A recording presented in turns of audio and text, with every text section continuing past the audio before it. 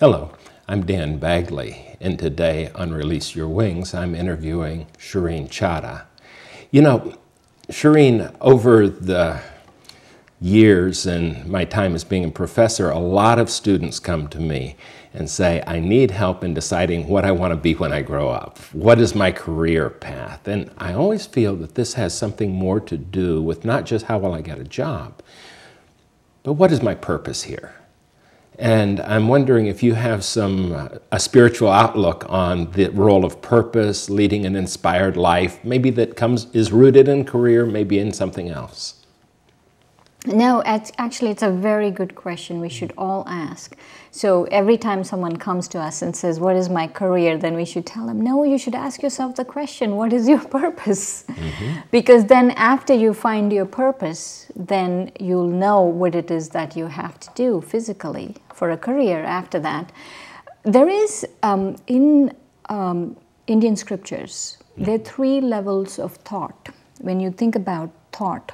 And one of them is, it's called a tamasic thought, or people, that is like it's a quality of thought. And that is, it's a lowest level of thought, and it's where thought is very lazy, or people are very lazy, so it's called tamasic, it's a very low level.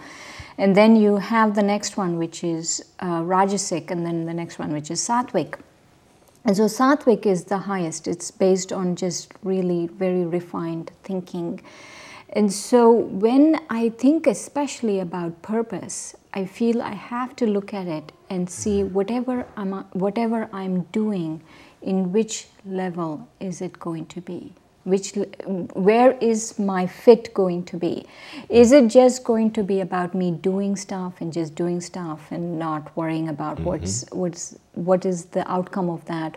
Or is it going to be that I'm passionate about something? That's the middle level, where I'm passionate about something and I have to do this. I have to, let's say, get on TV. I have to be a star, or I have to do whatever it is that I'm really passionate about. Or is my thought level on this high level, and so whatever I do, it becomes a calling. And what would be, give me an example that you feel drawn toward this helps people, or you feel drawn toward on the passion level as you're expressing it here? So what I'm trying to say is actually being passionate about something is important, but it's not the ultimate. And the ultimate, that 3rd level, is the calling. The calling, got it, which is purpose. Yes, which is purpose. And so a life of calling, it's not just a life of I'm passionate about something, a life of calling. So we need to find our calling in life. And the earlier we find it, the better it is. Because sometimes finding it is just the first step. Oh, I would think always. And so you have to live it. And you have to live it to its fullest level, because that is when your fullest potential will come out. So to just be passionate about something, or to just, even if it's passionate about making money, is, I feel we are not being true to ourselves. If we have to be really true to ourselves, we have to have our thoughts at that level, and then I will know what my calling is. So how does one get to that higher level? Because there are lots of callings. It's calling to, this will make you popular, this will make you look better, this will get you the perfect mate, whatever the thing is. So we get a lot of callings along the way. That's why I actually started the conversation with phrasing it, that it should be in that high level of thinking. It's not just a calling about, I'm called to do this or this, but it's a very high level of thinking. There are a few ways. One is that you would start talking to yourself about it. And not only you start out loud talking to yourself about it, you start writing about it, you start talking to people about it, but that you have to be true to the state of being where it's a very high level of thinking. And then the second one is you have to be ready to be a student. And that wherever I go, whatever I do, I'm going to be learning. And so there has to be this sense of every moment, that this calling could come to me any moment. I see. And so I have to be in a state of readiness and in a state of learning. And so when I'm in that state of readiness and when I'm in that state of learning, I feel instead of me going after it, it comes to me. And so I have to be ready to accept it, and I have to be ready to follow it. And so, but when you start talking about it, when you start writing about it, or when you start talking to people about it, somehow it finds you because you're putting out that vibration.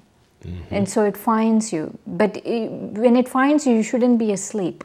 And asleep is not just, I'm not paying attention, but asleep by thinking too much about something, asleep by being passionate about something, because it could be something else. And also there has to be a level of trust that when this comes to you, that the trust is that it will be very happy. It's not that, oh, I have to give this up and I have to give up whatever I'm passionate about to go do this thing. That whatever it is that I'm called to do, that is going to really not only make me happy, but make me live to my highest potential.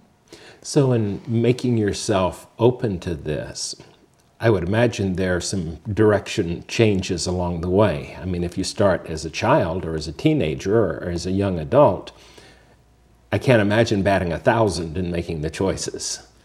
Is that correct, or am I off on this? In other words, are there direction corrections that help your passion, your purpose unfold, as opposed to everybody says you're really good at speaking, so you ought to become a lawyer? And you start saying, oh yeah, everyone says it. That sounds like a good idea. You get pats on the back, or your parents say, become a physician or an engineer or something like that. Your friends say you ought to be a movie star. I mean, there are some things that get real exciting along the way. And in that wonderfulness, is there a way of stepping back and saying, is this what it's really about? No, I think it has a way of telling you it's not about. Because I know a lot of people are very unhappy physicians. And I know a lot of people are very unhappy lawyers because they're just doing it because they're doing it for the money, or just doing it because they don't have anything else to do. So if you go at it from this level of very pure thought, that you have opened yourself, you've sat in silence, you've opened yourself to follow a particular calling, then whatever happens, you will be tolerant in that situation. So it won't be like you've spent a million years in schooling like you would have to if you become a physician, and then you become a physician, and then you have to deal with insurance companies, and you have to deal with lawyers and litigations and patients and all of that, and you're not happy. But let me clarify this. You're not saying you can't be a lawyer and be happy. You're just saying if that wasn't your purpose. Yeah, or I'm not saying they're not happy lawyers, or I'm not saying they're happy physicians. What I'm saying is that anything that when it's coming outside of yourself and not inside of yourself, that anything, any calling, finally when you pick it up, it has its own baptisms by fire, what I call. And so you have to be willing to face all of that. And you will face all of that only if it is something that is really coming from within. You don't want it to be that you spent 1,000,000 years in schooling and you end up unhappy. You know, like you're going to work and you're wondering what life is all about. You don't want it to be that way.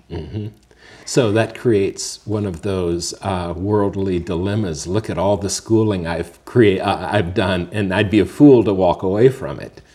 And you're saying maybe it's the wisest thing to do. Maybe if that is what is really your internal thing is telling you.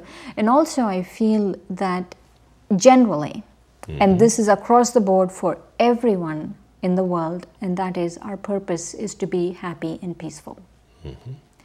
And so, but the details of how we get to this happiness and peace is a different matter. But our purpose is to be that. And also I do want to bring up one aspect here. And for some people this might not sit well, but I feel even God has a purpose for us. Especially now, God has a purpose for us. And so if you do believe in a higher power, I'm using the word God, higher power, however you want to call it, divine being, if you do believe in it, then I think you should sincerely ask. And so that is coming back to going inside and listening very much, rather than listening to the television telling you what success means. Right, right. And so it's a good thing about what television tells you what success is, because I feel many times that many years ago I came to a point where I finished my graduate school, and I had this thought, I worked so hard for it, hard for this, and then what? And so you don't want to come to that point when you say, I worked so hard for something, and then what? Right. So what you want to say is, this feels like the unfoldment of who I'm supposed to be. Exactly. Is that right? Good. Good. And so also this aspect, especially when we're talking about purpose and going within, is many people, when they go inside, they don't like it because there's so much junk going on. And so, not to worry about all of the junk, but there are two aspects, and they might not be related, but this is important, is we need to take resentment out of ourselves. And that's one aspect that needs to go, and then we need to forgive. And those probably are some topics we'll handle in the future as well. But I so totally see when that. I take resentment out, and when I take forgiveness, when I forgive, then I'm cleaning my vessel. So the self is like a vessel, and it has to be like golden, and actually its original nature is golden. And so now, because I have all of this stuff and I'm holding negative thoughts and negative feelings and negative intentions about things, that vessel is become, let's say, iron. Because of all of this. So when I let go of these things, that the golden vessel itself will attract the right kind. Spiritual alchemy of sorts. Right. And so it will attract the right things to you. So let me ask this then. Let's say someone's in a job that they're not enjoying particularly, and they're questioning, is this my purpose, and I don't see how it's getting me the payoffs I want. Do they have to change the job, or do they just change who they are inside? The first thing they would have to do, definitely not change the job. If, I mean, they want to eat, right? In this current economic market, I wouldn't suggest that. The thing is, definitely is they have to make their vessel golden. And so they should think about themselves. We all should think about ourselves as this golden vessel. And if I'm this container, and so what am I putting inside? And so with my thoughts, my feelings, my attitude, my vision, what am I putting inside? And if I keep cleaning that, then the right thing will get attracted. So it's not about physically changing. The physical changes will happen, but the first changes that have to happen is at the thought level, at the attitude level, at my vision level, at my feelings level. So therefore, using the container and the resentment, if you're pouring in resentment, oh poor me, making yourself a victim, then the forgiveness of yourself first and others, you're saying, is basically emptying and then cleaning it to some degree, and then waiting to be filled with what you truly value, what you truly want. What you truly want. And then it fills up. You'd be surprised that it will come to you. I always like this aspect of things coming to me. I know it's not so much hard work, and it's so much more pleasurable. It's so much more, it should fall in my lap. Right. So does that mean you would ascribe to no pain, no gain? No, I do not believe that. You say no pain, no pain. No pain, no pain. Exactly. Thank you for saying that. That's beautifully put. No pain, no pain. So it's good not to have pain. All faith traditions believe in this, that there is an innate goodness within all human beings. We're all innately good. But I would go further to say that we are innately happy, we are innately joyful, we are innately joyous and blissful. We are innately all of these qualities. And so if I'm in pain, I think that's the biggest mistake. That's the way of saying I'm not being joyful. Yes, and the biggest mistake I'm making of not keeping my vessel golden, because I'm filling it with pain. So maybe that is the indicator that I have to change from the inside, if I'm feeling the pain. Where most of us run around and say, I have to change something on the outside Right. To do that. And so it's very important what you especially said about pain, because when I am talking about purpose, when I am especially purpose based on that very high level of thinking, then I have to ask myself this question, is where is it that God wants me to be? I think that is probably a good place to stop. I think people are going to learn that it doesn't have to be painful in finding your purpose. Thank you.